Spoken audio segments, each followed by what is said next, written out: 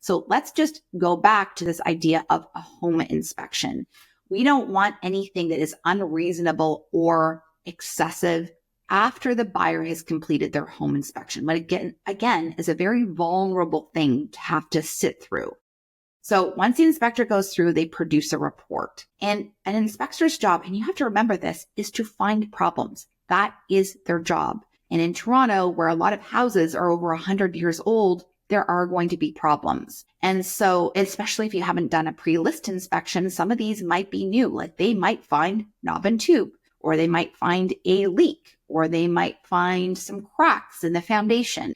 They're going to find that there's a missing handrail heading into the basement, or loose stones at the exterior of the property. There is a ton of things that they're going to be able to find.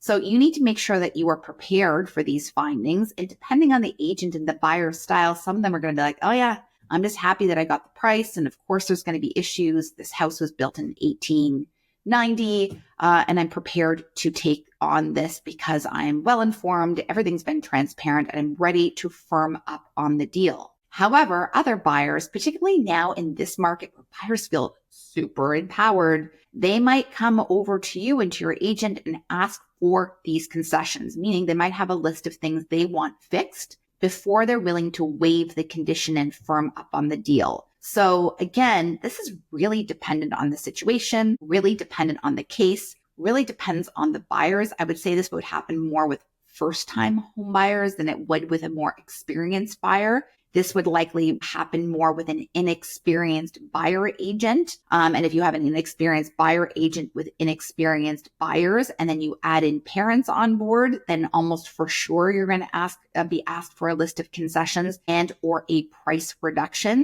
But this is where you really need to be smart about how you handle this. So, what is your bandwidth for said concessions?